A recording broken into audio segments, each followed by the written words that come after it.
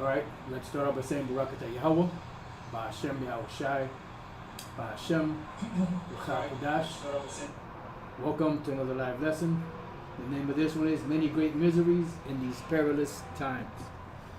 And pretty much this lesson, I was watching a video earlier of the priest Ayashamoth out there in the Mississippi camp, and he was going into, the Iran war, and he was highlighting different videos as he normally does, the news videos that he does in the morning. And a brother posted this scripture on the comment board, in 2nd Ezra 8, and I took part of that for the title, and also added in these perilous times. So it's many great miseries in these perilous times, which is, pretty much borrowing from two precepts in the scriptures. And this is where we're at in our prophecy. Let's type in perilous times meaning, just in case anyone is not familiar with the term perilous. Perilous times refers to a period of intense danger, hardship, and moral decay. And this is what we see in America. It's a moral decay. And that's why there was another precept that came to mind, but if it comes back, Lord's will. That's why in Revelation 17, this is a part of that moral decay, which Elder Pastor is going through this chapter right now. I was watching it, but I had to get off because I'm not sure how long it's going to be, and I want to get this lesson done. To get it done, to feed the sheep and the lambs, and then after that, you feel better. So Revelation 17:5, and so this is a part of that, moral decay. And just bear with me because another scripture came to mind, another moral decay scripture, so I'm going to put it so I don't forget it. Okay, Revelation 17:15, and upon her forehead was a name written. This is dealing with America, Babylon the Great. And it's heavy because I was just meditating on this when he just finished playing it a little while ago. Elder Pastor, I wanted to, kind of make a mention of this. So we'll see how the Spirit rolls. And upon her forehead was a name written, Mystery. So this is a great mystery. For centuries, since the time that this was written, it's been a mystery of who this harlot that was known as Babylon the Great, that sitteth upon many waters, who she is. No one knew. You had different ideologies and different thoughts and different, interpretations over the centuries, but none of them were correct. We here at Great Millstone have it correct, going back to our elders, Elder Abba Bivens, High Priest King Masha, High Priest Arya, High Priest Yaikwab, High Priest Shar, and so on and so forth. They, especially the Elder High Priest Tahar was, Elder High Priest Arya, he was the one that these mysteries and the breakdown of the book of Revelation was given to. He was able to crack the code, so to speak. And, then over the years, Elder Apostle Tahar, Spirit worked with him to be able to fine-tune a lot of stuff that was broken down back then, to bring more clarity and more light to it. Pretty much like to Occam razor it. All right, so it was a mystery. And what is the mystery? Babylon the Great, the mother of harlots and abominations of the earth. So these three phrases here, are the mystery of, what this was all about. And when you break these down in the Hebrew, you can go to the Hebrew New Testament, which I happen to have one also. The phrase breaks down to 666 because each Hebrew letter has a numerical value. Like you have A, which is the first letter, which is number 1. Ba, second letter, is number 2. Then when you get to the Ya, that's 10. Then after the Ya, it goes up by 10, by the denomination of 10. So 10, 20, 30, 40, 50, all the way to 90. Then from there, it goes to 100, 200, 300, and 400. The Tha is 400. The I is 1, the Tha is 400. So when you go through all of these in the Hebrew, each phrase breaks down to a 666, which is also the number of the beast. All right. So Babylon the Great, the greatest conglomeration of confusion, all here in America. The mother of harlots. Why? Because they allow any religion to be worshipped here. And this is a part of that. Part of the moral decay. Both of these are part of the moral decay, because this is what the nations are drinking from. What is called in modern terms Americanization and abominations of the earth. This goes into the lifestyles, the moral, the immoral lifestyles that are pushed primarily here in America. Babylon the Great, download the transmission movement, so on and so forth. Somebody sent a video on Instagram with this guy Ray J, which was Brandy's brother. He just came straight out and said that he's never been in the closet. He's been out the closet, this, that, and the other. So pretty much he's just a fruit, He's a flamboyant fruit.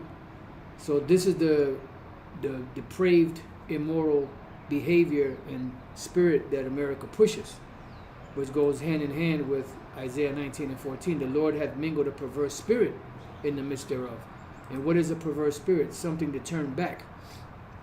Now, when you examine first let's look at the word mingled. When you examine the origins of America, so-called, from the so-called founding forefathers, which were not founding forefathers, more like founding conquerors or conquerors, they so-called or allegedly built or established America upon Judeo-Christian values.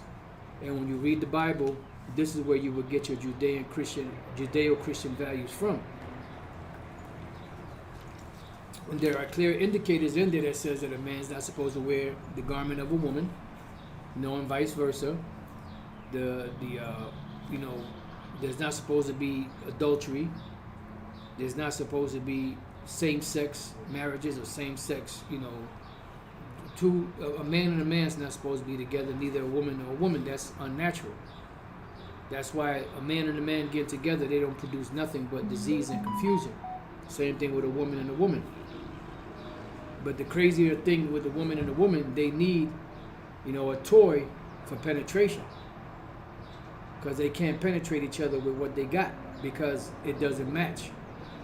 So this is the immoral lifestyle that's mingled here in America. The word there is masak, to mix, mingle, produced by mixing. See, to pour, mix.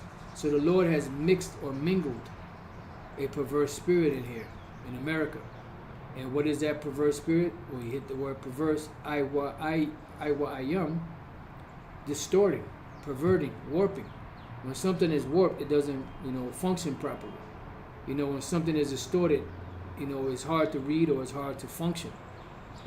Perverted, meaning to turn around, to turn off the course. So the Lord mingled this perverse spirit in America. See, it goes back to the word aywa, which is what? To bend, twist, distort. Also here to commit iniquity. So when you commit iniquity and you push people to commit iniquity, that is a perverse spirit. Matter of fact, let's go to Habakkuk 2 and 15. Woe unto them that giveth his neighbor drink. What does this mean? This means that you take something that you know is unfavorable to the Most High, and you give it to somebody and have them drink of it unbeknownst to them, making them think that it's good, and it's really not. Matter of fact, we'll come right back to this. Isaiah chapter 5 and verse 20. Woe unto them that call evil good and good evil, that put darkness for light and light for darkness, that put bitter for sweet and sweet for bitter. So you pretty much have turned everything upside down. So let me go back here, and let me go here since this came to mind. Don't want to forget it. Let's go back now. So Habakkuk 2 and 15. Woe unto him that giveth his neighbor drink, that putteth thy bottle to him, and maketh him drunken also. Because these philosophies and these immoral, lifestyles make a person drunken. because when a person taps into that freak shit, you know, it's hard to come out of that. This is why, these individuals, these celebrities that get into those different parties, unbeknownst to them at first, when they go to it, they get into it. After a while, at first they're like, oh, what the hell is this? But after a while, when they partake in it, because they want the fame, they want the money, it becomes second nature. It's like if you ain't doing it, then there's something wrong with you. So it's a demonic spirit. They become drunken with that evil lust, that concupiscence, that unnatural affection, inordinate affection, that thou mayest look on their nakedness. And that's pretty much what they're doing, so that they can have something to accuse Jake of, because the main ones that they pushed his lifestyle on is the world, but they also push it mainly on Jake too. So-called Negroes, Latinos, and Native American Indians. Now let's go here real quick in LTC what it says. What sorrow awaits you will make your neighbors drunk. You force your cup on them. And what is that cup? That is that cup of those abominations that we read in Revelation 17. So you can gloat over their shameful nakedness. It's like you make somebody go off and commit an iniquity or break a promise, and then once they break the promise because you was on them, and seduce them, after they do it, then you're like, got your ass, got you. That's wicked. So that's what you devils have done. So let's go to the next one real quick. Isaiah 29 and 15. It says, woe unto them that seek deep to hide their counsel from the Lord, Yahweh Bashem Yahushua. This applied to Israel at one time, but this is dealing with the bankers now. And their works are in the dark, and they say, who seeth us and who knoweth us? Yeah, because this is the secret counsel of the wicked that has been brought out to the light, because we're in the final stages of the downfall of the international banking families, which are Edomites. Surely your turning of things upside down shall be esteemed as a potter's clay. Let's see what it says in the NLT. How foolish can you be? He is the potter, meaning the Most High, and he is certainly greater than you. That's right. The clay should the clay. He's greater than you, the clay. Should the created thing say of one that who made it, he didn't make me? Does a jar ever say the potter who made me is stupid? You're turning the things upside down. So let's go back up here. It says, surely your turning of things upside down shall be esteemed as a potter's clay. Right, so you turn the world upside down. Therefore, the Lord has to turn everything right side up. And that's what's happening right now. And that's why this present evil, wicked world has to be turned back, the way, back right side up. Psalms 82:5, they know not, neither will they understand. They walk on in darkness. All the foundations of the earth are out of course. Why? Because this devil turned everything upside down. Right? For shall the work, surely your turning of things upside down shall be esteemed as a potter's clay. Yeah, because when a potter makes a clay, it's known what is made of, because it's going to be put out to either be something of honor, as what they would call a conversational piece, or something of dishonor, like an ashtray or a toilet. For shall the work say of him that made it, he made me not? Right, the Lord made you devils. Or shall the thing, and he made you for the purpose of being the wicked. Or shall the thing framed say of him that framed it, he had no understanding? So I wanted to look up this word, turning up things upside down. The word there is hapak, which we've done this before. See, perverseness, perversity. So turning up things upside down means to make it perverse. Matter of fact, let's get the word perverse. Perverse describes someone or something that is willfully contrary. See, turning up things upside down. And that brings to mind 2 Thessalonians. So just let me hold on to that. Right? Perverse describes someone or something that is willfully contrary, unreasonable, or stubbornly bent on doing the opposite of what is expected, good or normal. It often implies a deliberate choice to behave in a way that causes harm, annoyance, or self-destruction. Common synonyms include stubborn, wayward, and contrary. So this is what it does. Because if you walk down that path, it's going to cause harm, annoyance, and self-destruction. That's why the Yahushua said, they be blind leaders of the blind, and if the blind lead the blind, they shall both of them fall into a ditch. All right? So going back here, because it says, surely you're turning up things upside down. So you made things perverse. All right, matter of fact, let me see if there was a little bit more on that. Perversity, okay, that was a main point. So going back, 2 Thessalonians 2 and 3, let no man deceive you by any means, for that day shall not come, meaning the destruction of Jerusalem, or,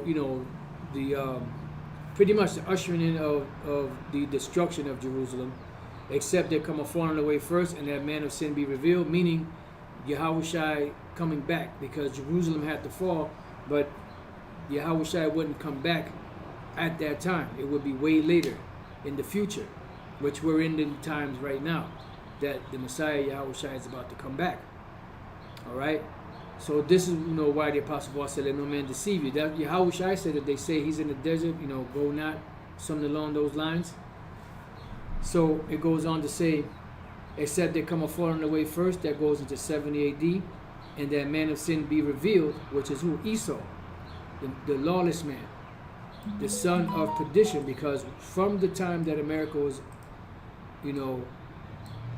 established, it was established for the sole purpose of fulfilling prophecy of the destruction. That's why, when you read in Revelation 17, right, it speaks about, matter of fact, I just hit that real quick and then we'll come right back. Revelation 17 and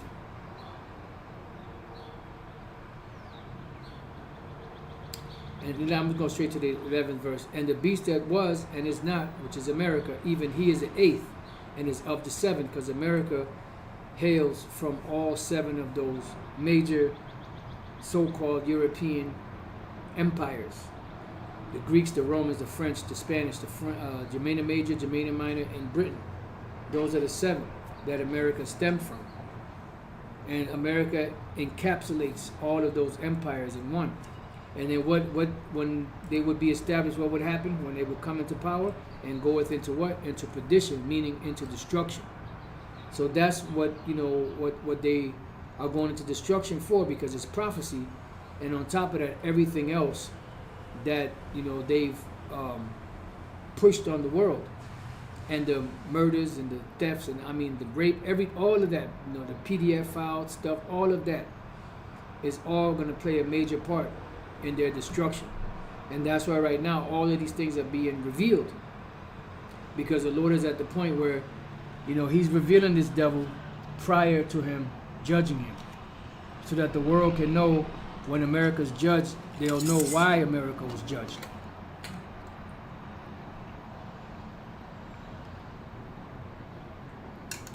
It says, who opposeth and exalteth himself above all that is called the Most High. See, so they're in opposition to everything that the Most High establisheth. That's why I said you're turning of things upside down. You were perverse. So who opposeth and exalteth himself above all that is called the Most High, or that is worshipped. And it's not a mystery as to who is the one that's being worshipped today. We've done many, you could do it yourself. Go to Google, type in so-called Jesus, what's going to come up? Picture of a so-called white man. And who's that? Something that the world, to this day, they still, worship. You type in God, what's going to come up? A whole bunch of pictures and paintings of a so-called white person, which is venerated, honored, worshipped throughout the planet Earth still, to this day. It says, so that he as the Most High sitteth in the temple of the Most High, showing himself that he is the Most High. And that's exactly what they do. All right? So, Let's read this again. Perilous times refers to a period of intense danger, hardship, and moral decay. So we touched on the moral decay. And that moral decay is that debaucherous, perverse, immoral lifestyle, of, the transmission society, most society. You also have adultery in there, the PDF file. And this is why they've been pushing, and eventually they I don't know if they got it in there or not. They were pushing to get a PDF file, mentioned in the alphabet soup,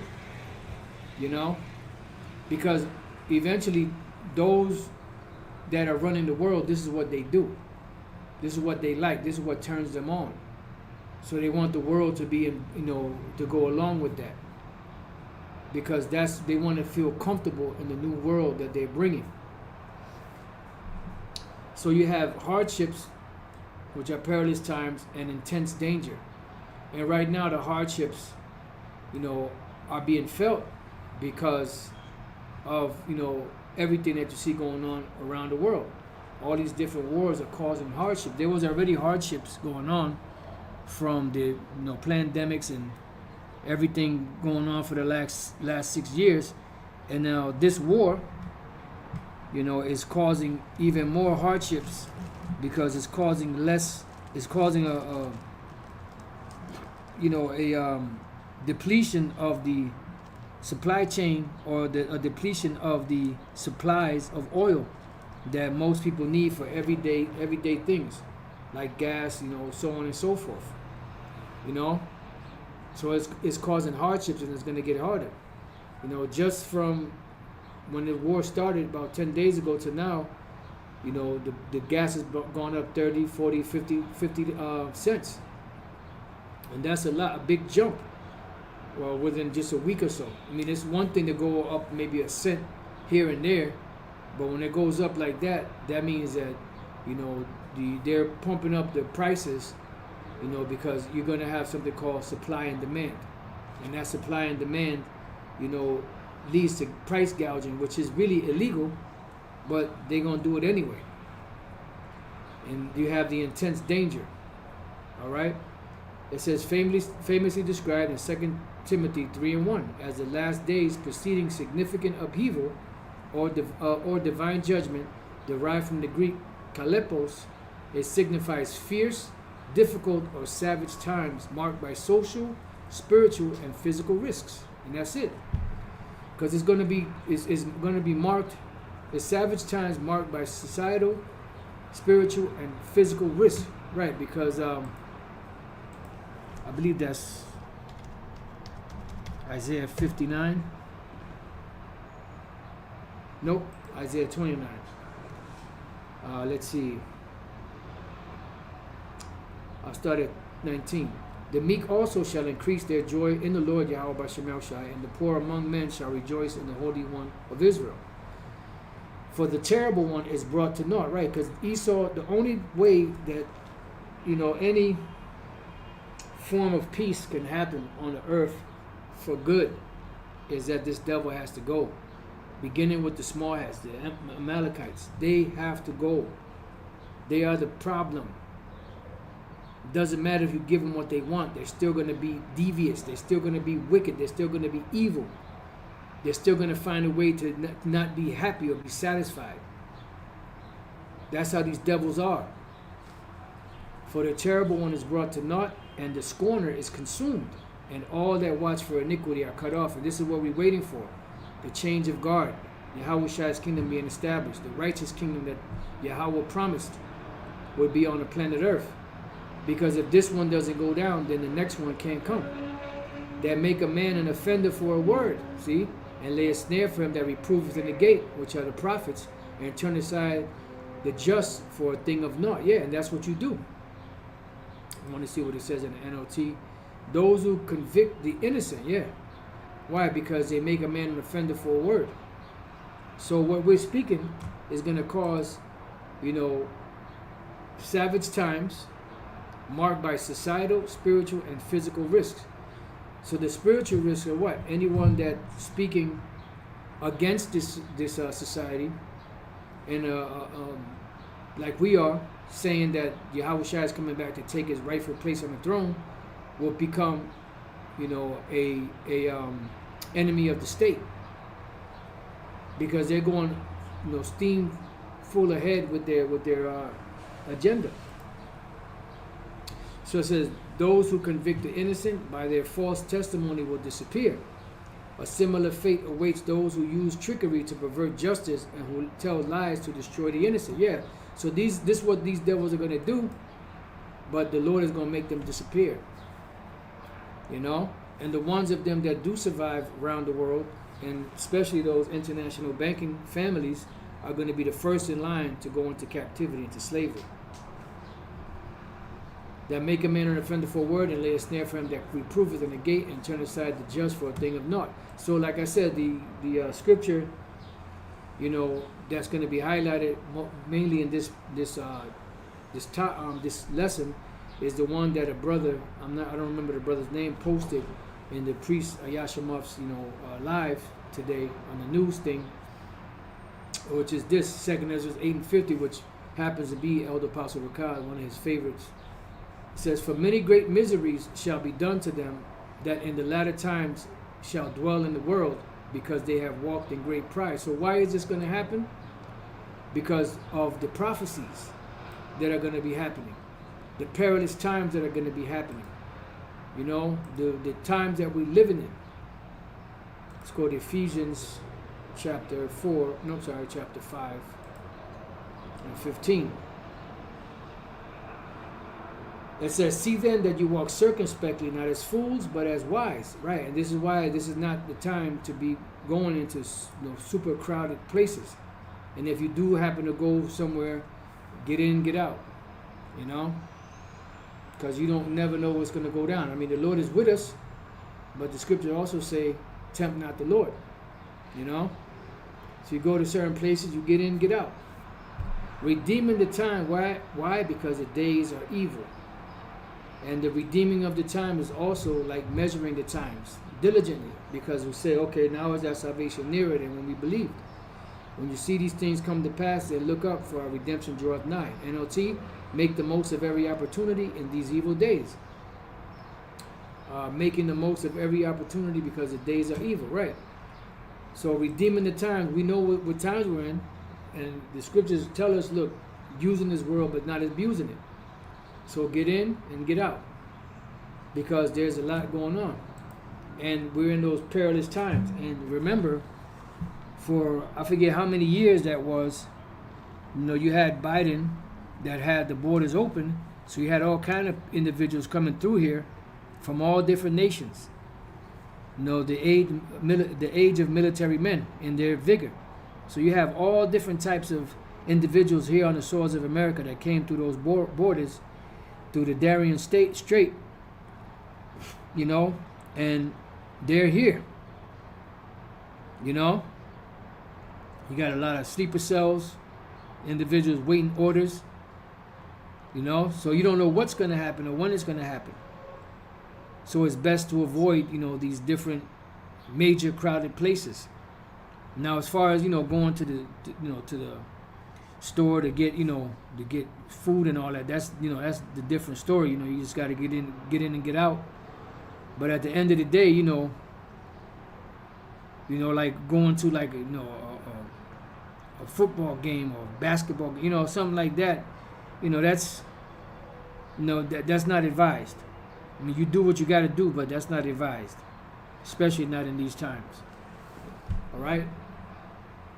So it says, for many great miseries shall be done to them that are in the latter days shall dwell in the world, because they have walked in great pride. And that's what's happening right now over there in the Middle East, which we've been talking about a lot because it's hot in the news, is, what's going down over there pursuant to prophecy. So Joel 2:20 says, but I will remove far off from you the northern army. What is the Northern Army? This is dealing with the American military. Now, when you go back to Vietnam, the Vietnamese I'm sorry, not Vietnamese. That's Vietnam. The Korean conflict. Let me see something. Korean conflict.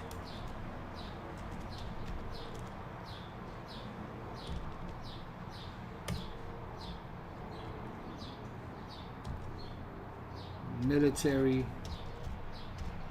Let me see. U.S. military uniforms. I want to just show you something.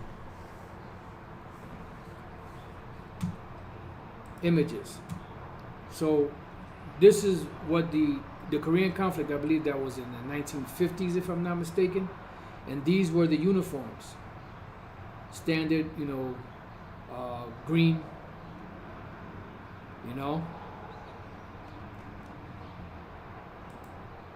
and that was 1950 to 1953. So now when we go to, matter of fact,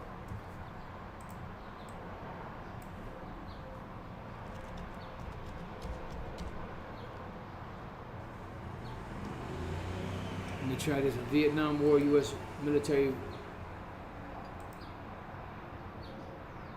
There you go.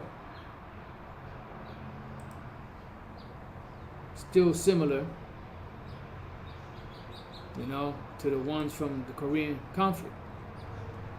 Then you have, let's go to all.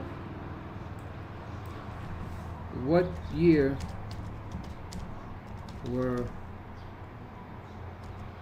camouflage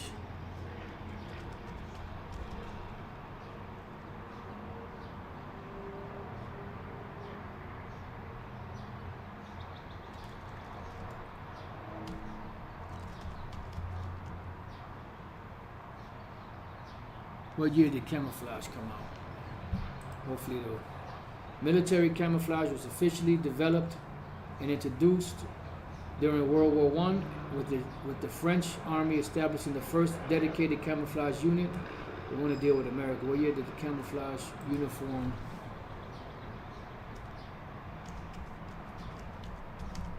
in America come out? While limited experimental and specialized camouflage, such as World War II and the 1950s Mitchell pattern, which is what we saw, that the Mitchell pattern, that's the all green, it existed earlier. The first widespread standardized camouflage uniform for all U.S. military branches were introduced in 1981 with the adoption of M81 Woodland pattern and the battle dress uniform, which is the BDU. And then when you look at images, that was these camouflage, uniforms. Then you had two types. You had one that was for the summer, it was a different material, and then you had the one that was more for colder weather, which is a little more it's a little harder. The material was a little harder. All right. Now, let's go back. What year did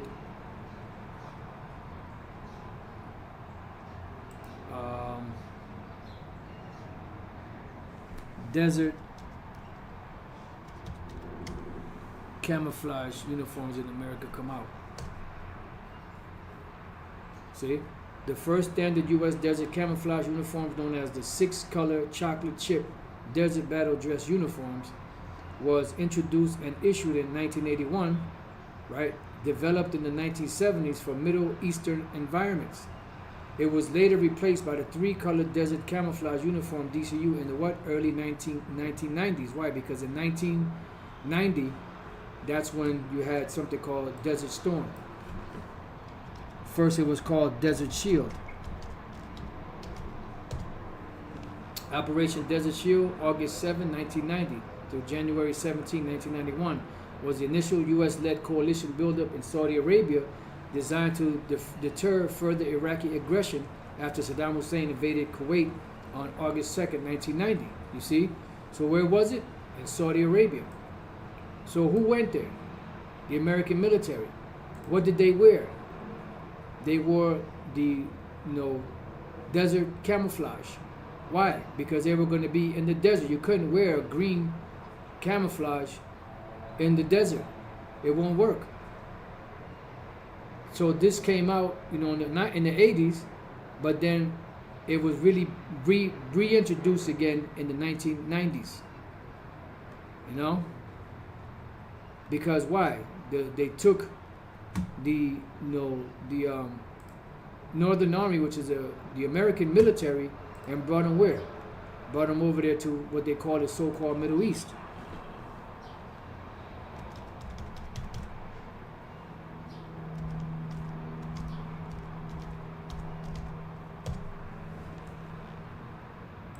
Not deserts.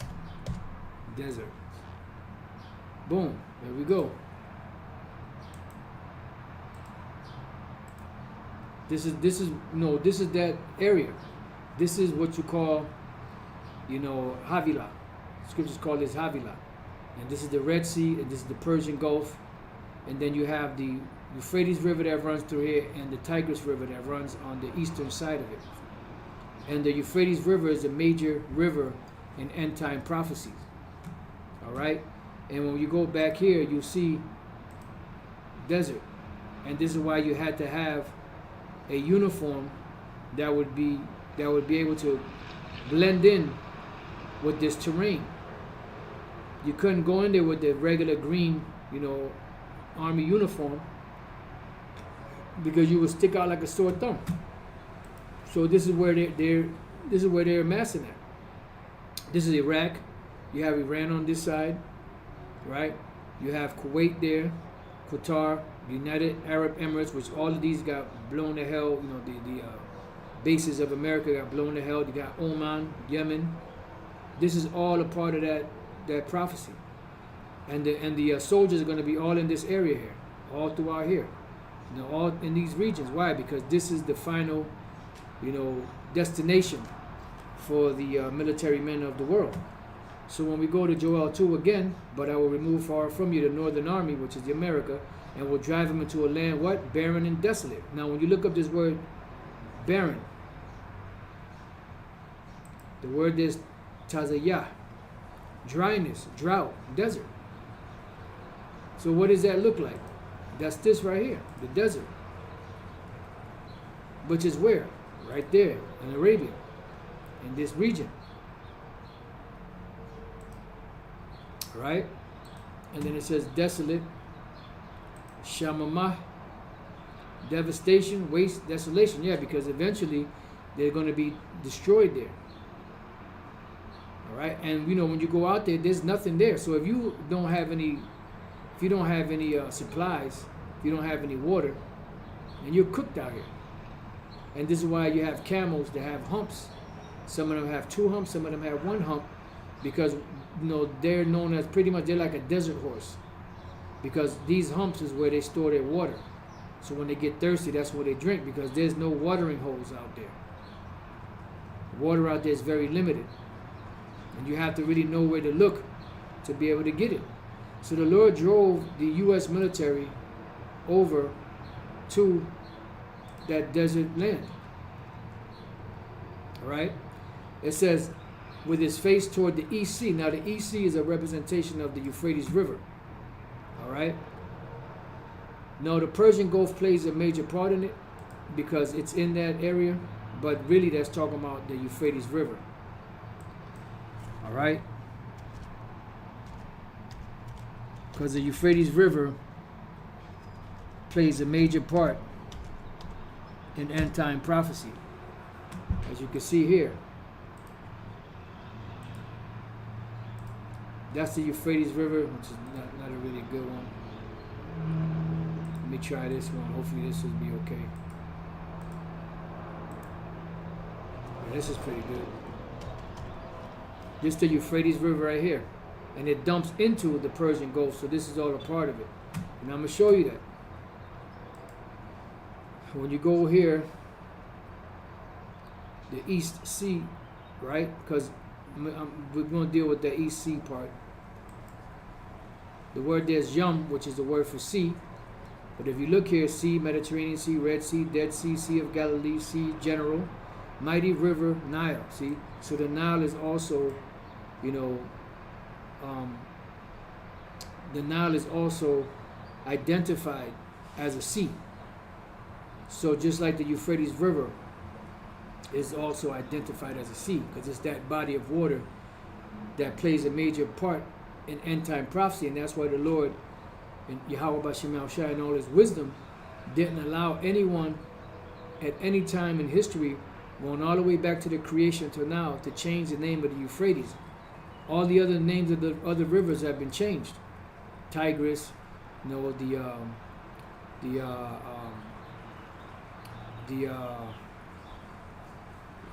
Red Sea, so on and so forth. But the Euphrates remain the same. Tigris, Euphrates, you know, the Nile River, you know, the Red Sea. All of those were changed, but Euphrates wasn't. Why? Because this will play a major role in end time prophecy. So when you see the word sea, it doesn't always represent just a sea. You could also use it for a river, especially a river of major importance, like the Nile or the Euphrates. Then you have also a seaward, west, westward. So it could also represent west, you know, but it really represents the sea. It represents a body of water. And in this case, that sea, or is talking about the Euphrates River. And it says east. Why? Because the Euphrates River is in the east. This is east.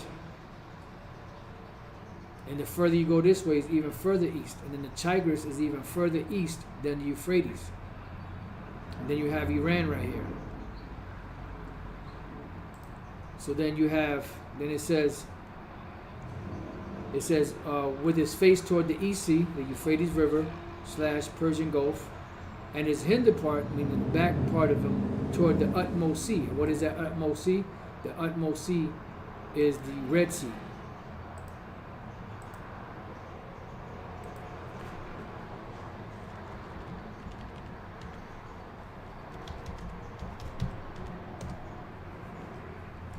There we go.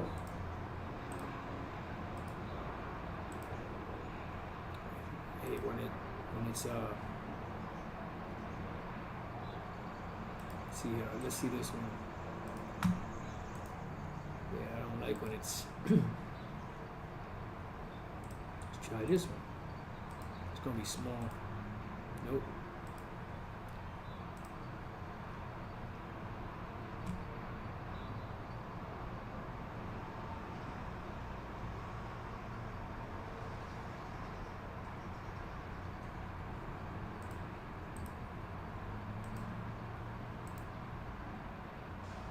Trash.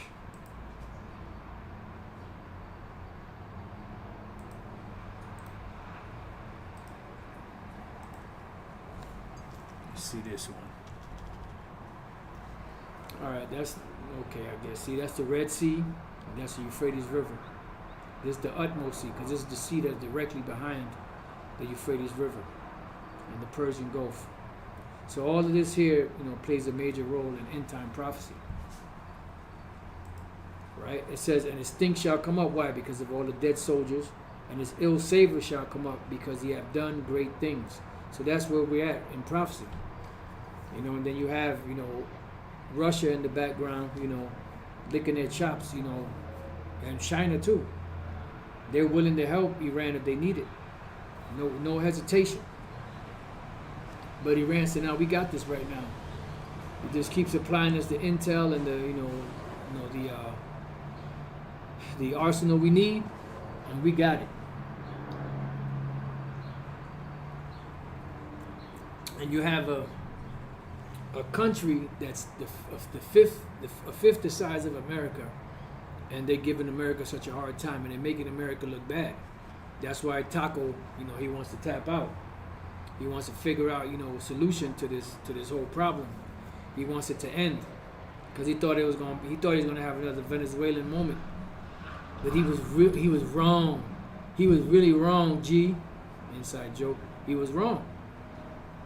Because it wasn't going down like that, Lieutenant. So you're gonna have a lot of dead bodies over there. So this is the Lord stirring that up.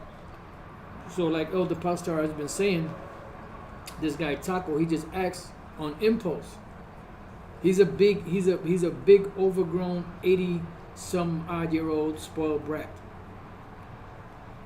He's always used to getting his own way all his life. He's a rich, brat. That he used to get in his own way, does whatever the hell he wants without any consequence. He's never, have to face anything. Anytime the charges or whatever were brought against him, he'll pay somebody off, pay people off or whatever, and it'll go away. But this ain't going away, because this is prophecy. And the reason why he's in such a, in such a hurry to, continue all these different wars and campaigns around the world is to keep the focus off of the PDF Steam files. All right, so what else we got? Revelation 16 and 12. Matter of fact, no, let me go back. Revelation 9:14. I'll start at 13. Right? Let me see. Let me just make sure. Yep. Revelation 9 and 13. The sixth angel sounded, and I heard a voice from the four horns of the golden altar, which is before the Most High, saying to the sixth angel, which had the trumpet. Now, when you read about the angels, sixth angel, the fifth angel, the seventh angel, the seventh trumpet, the seventh seal, these are all, representation of, because the word seven represents completion. And once, the seventh trumpet blows, that's what I'm going to say, inside joke. But once the seventh trumpet blows, it's going to be over. That's going to be the final, or that's going to be like what they say, the straw that broke the camel's back. That's going to be the final nail in prophecy. That's going to be the last bit of, the last thread that's going to hold the Edomite Empire together. Once that seventh trumpet blows, it's over. It says, loose the four angels which are bound in the what? In the great river Euphrates, see? Because it's not just a river, it's a great river. It should be megas for great. Like megas mulo, see? Megas, Potomas. Potomas, like Potomac, means river. The Potomac River, Potomas. Megas Potomas. So that's the great river what? Euphrates. So you have the word Euphrates. Euphrates, a good and abounding river, a large famous river, which rises in the mountains of Armenia Major, flows through Assyria, Syria, Mesopotamia, and the city of Babylon, and empties into the Gulf of Persia. See? And let me see, it goes back to a foreign origin, Parath, which goes back to, this is the Hebrew. Parath, Euphrates, fruitfulness, the large and longest river of Western Asia. See, they even call it Western Asia. They don't call it, this one for Elder Malcolm. Matter of fact, let me see if I could take a screenshot of this. Just bear with me so I can send it to the elder. I know he'll have fun with it. Just bear with me.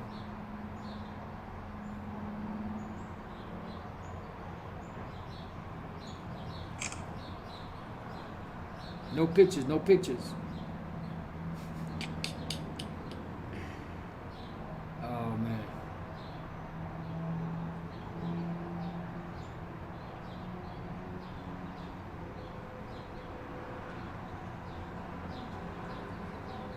Just bear with me 1 second.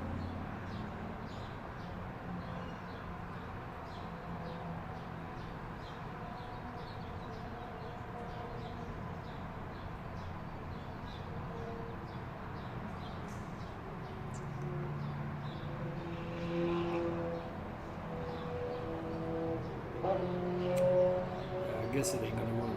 So I just send it to him like this. I was just trying to highlight the major point. Just bear with me 1 second, and I'll be right back with you in 2 and 2.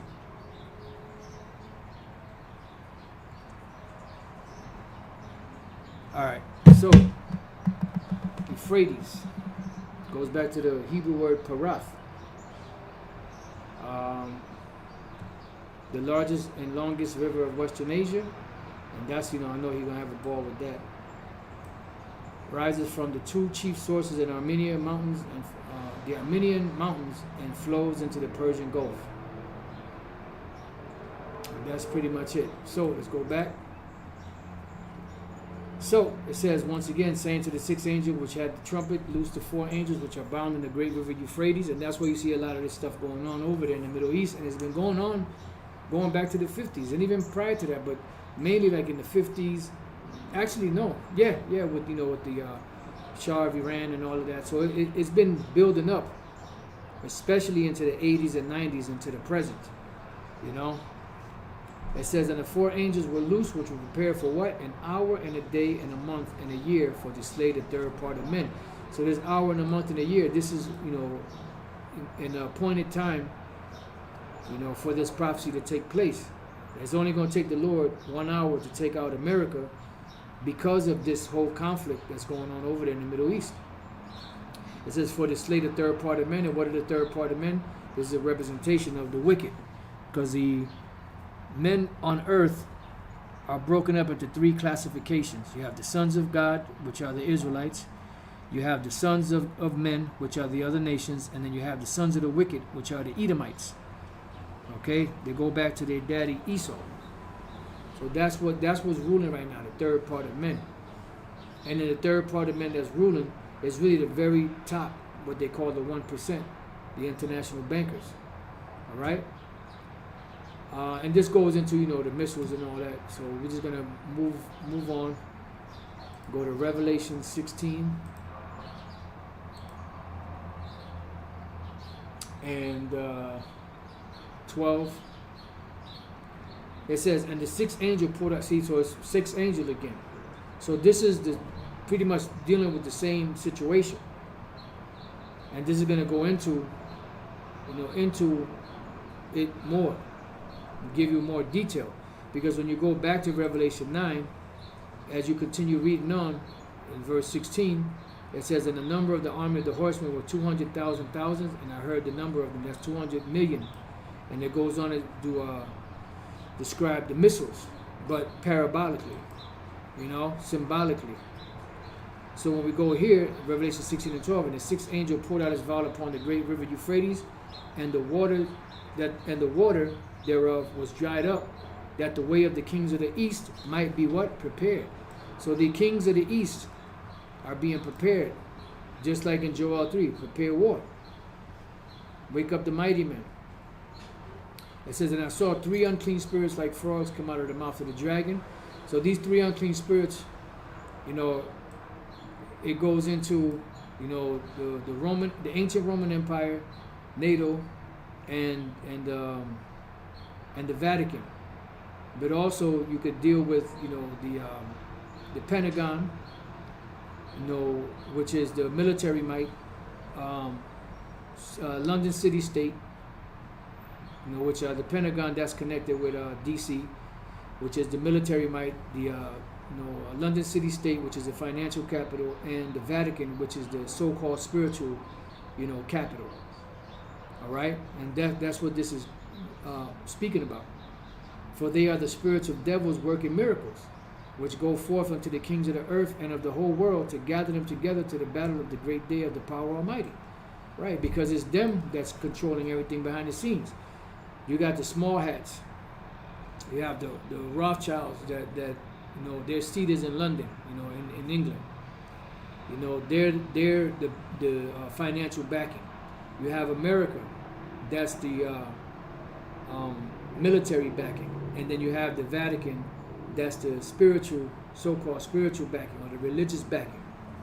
And this is how they're gathering all these nations together, at the end to bring the destruction. It says, behold, I come as a thief. Blessed is he that watcheth and keepeth his garments, lest he walk naked and they see his shame. Yeah, this is for brothers in the truth. And he gathered them together into a place called in the Hebrew tongue Armageddon. And the word Armageddon goes to the Hebrew Har Magaddon, which means mountain of the troops.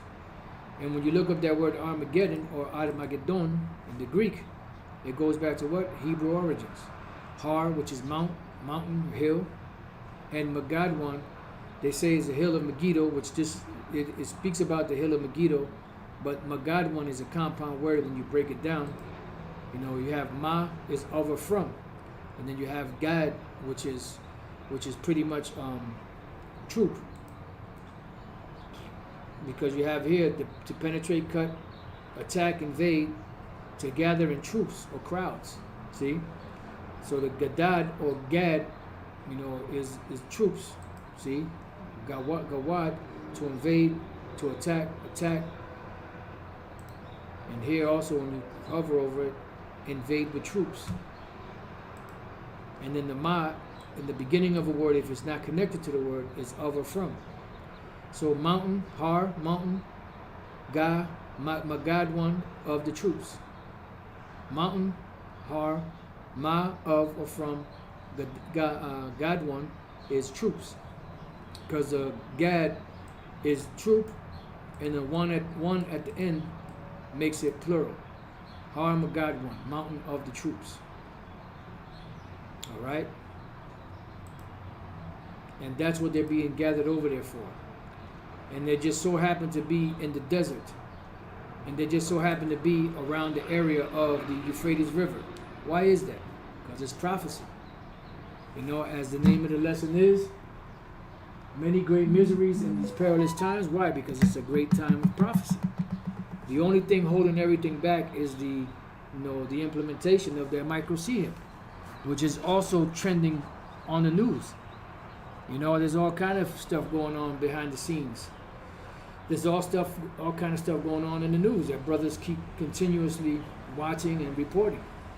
You know, concerning the MOTB, which is the microseum.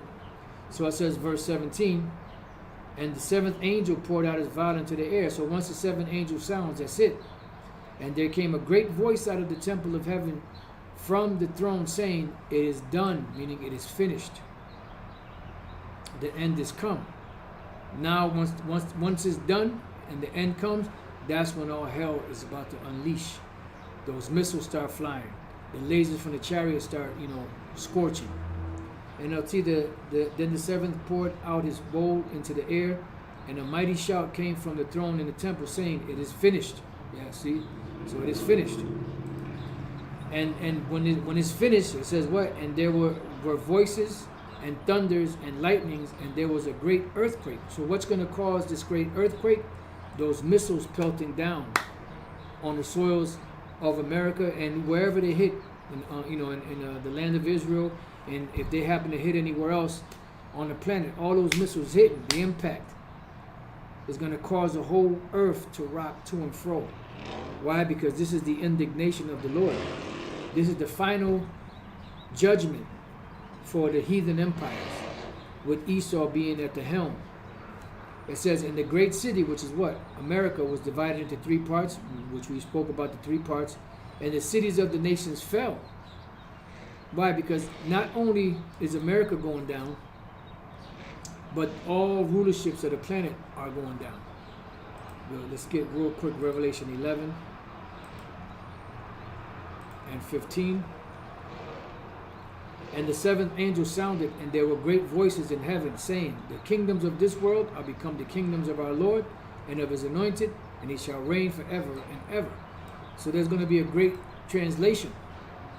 So not only is Esau's empire going down, but the empire of all these different nations. So there ain't nobody that got next.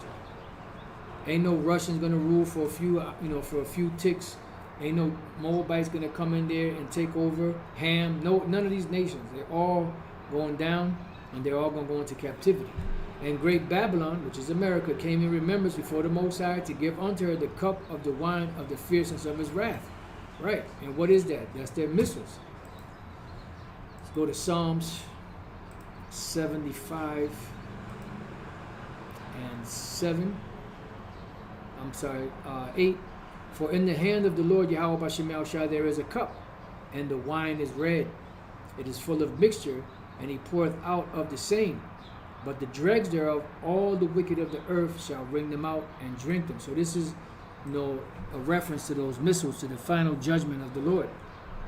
And that's why Revelation, the 14th chapter, speaks, speaks of America as a, great threshing floor with all the different grapes in it. And then once the threshing floor is full, then it's time to stomp the grapes. So we're at that point where the grape stomping is about to start. And every island fled away, and the mountains were not found, right? Because the nations, they're going to lose their empires, their rulership. And there fell upon men a great hail out of heaven. What is that great hail?